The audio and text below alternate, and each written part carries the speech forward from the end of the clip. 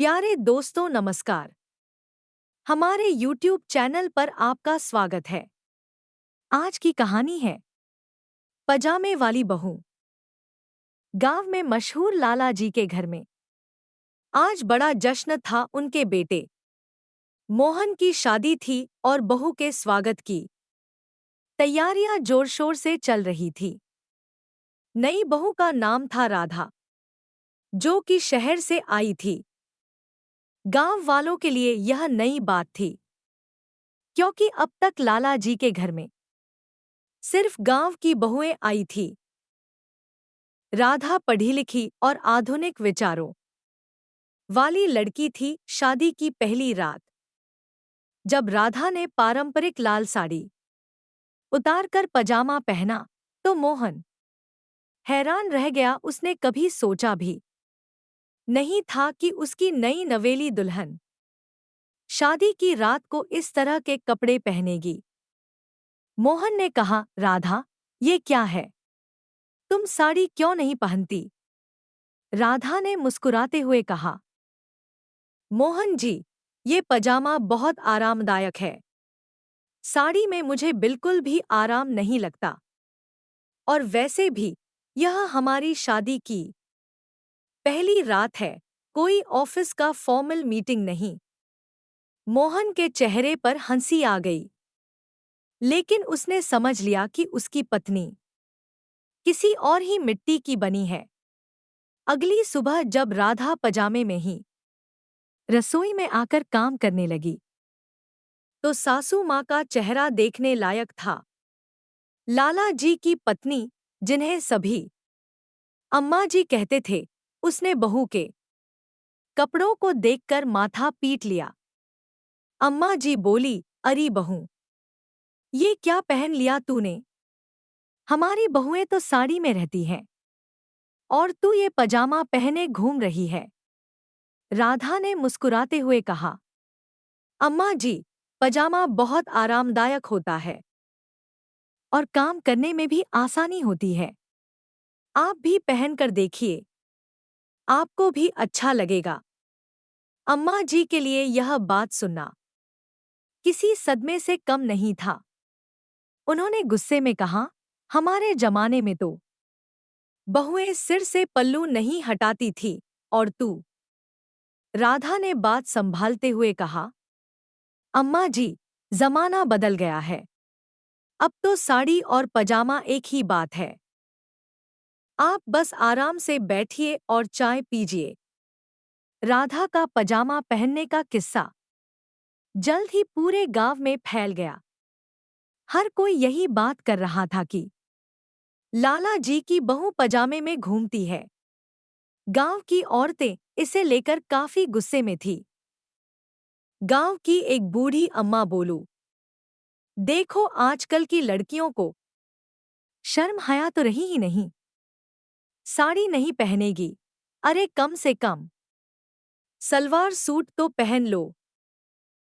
कुछ लोग राधा के पहनावे को देखकर हंसने भी लगे। गांव के चौपाल में अब एक ही मुद्दा चर्चा का विषय था, पजामे वाली बहू। गांव वालों ने सोचा कि अब पंचायत बिठानी पड़ेगी। पंचायत की बैठक बुलाई गई और लाला जी को भी पंचायत में बुलाया गया। पंचायत के मुखिया ने कहा, लाला जी, ये क्या हो रहा है आपके घर में? आपकी बहू गांव के रिवाज का पालन नहीं कर रही।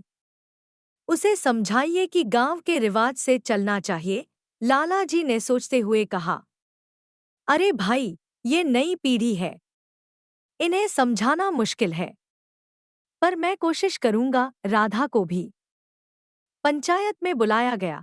राधा ने बड़े धैर्य से सभी की बातें सुनी और फिर बोली, आप सभी बड़े हैं, मैं आप सभी का सम्मान करती हूं, पर कपड़े पहनने का तरीका हर इंसान का निजी मामला होता है। पजामा मेरे लिए आरामदायक है और इसमें कोई भी बुरा काम नहीं हो रहा। अगर मेरी वजह से किसी को ठेस पहुंची है तो मैं माफी मांगती हूं। राधा की बातें सुनकर लोग सोच में पड़ गए। राधा ने सोचा कि सिर्फ बातें करने से कुछ नहीं होगा, उसे गांव वालों के लिए कुछ ऐसा करना होगा जिससे उनकी सोच बदले। राधा ने गांव की महिलाओं के लिए एक सिलाई सेंटर खोलने का निर्णय लिया। उसने सभी महिलाओं को नए डिजाइन के कपड़े सिलाई करना सिखाना शुरू किया। धीरे धीरे गांव की औरतें भी राधा के विचारों से प्रभावित होने लगी। अब महिलाएं खुद पजामा सिलाई करके पहनने लगी। उन्हें समझ में आया कि पजामा भी उतना ही अच्छा है जितना साड़ी। राधा के इस कदम ने गांव की सोच को बदल दिया। महिलाएं अब ज्यादा आत्मनिर्भर और खुश महसूस करने लगी। धीरे धीरे गांव में बदलाव की हवा चलने लगी और हर कोई राधा की तारीफ करने लगा। लाला जी को भी अब अपनी बहू पर गर्व महसूस होने लगा। उन्होंने खुद पंचायत में खड़े होकर कहा, मेरी बहू ने साबित कर दिया कि बदलाव बुरा नहीं होता, बस उसे सही तरीके से अपनाने की जरूरत होती है। गांव वालों ने राधा के सम्मान में एक बड़ा समारोह आयोजित किया। राधा ने अपने भाषण में कहा, कपड़े तो सिर्फ पहनावे का हिस्सा है, असली चीज है हमारी सोच और हमारा व्यवहार। अगर हम एक दूसरे का सम्मान करें तो पहनावा कोई मायने नहीं रखता। राधा की बातों का सब पर गहरा असर हुआ। पजामे वाली बहू राधा ने गांव की परंपराओं और आधुनिकता के बीच एक पुल का काम किया। उसने साबित कर दिया कि बदलाव जरूरी है और यह हमारे जीवन को बेहतर बना सकता है। इस कहानी से यह सीखने को मिलता है कि समाज की सोच को बदलना मुश्किल है, लेकिन नामुमकिन नहीं। इस तरह पजामे वाली बहू की कहानी सिर्फ एक हंसी मजाक की बात नहीं रह गई, बल्कि एक प्रेरणा बन गई जो हमें सिखाती है कि असल बदलाव हमारे भीतर से ही शुरू होता है, ना कि बाहरी दुनिया को देखकर।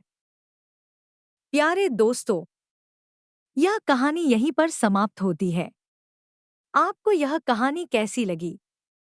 कमेंट बॉक्स में जरूर बताएं। अगर आपको हमारी ये कहानी पसंद आई हो तो कृपया हमारे वीडियो को लाइक, शेयर और चैनल को सब्सक्राइब जरूर कर लें। इससे हमें मोटिवेशन मिलता है और आप तक ऐसी ही मजेदार कहानियां सबसे पहले पहुंचती रहेगी। प्यारे दोस्तों, नमस्कार।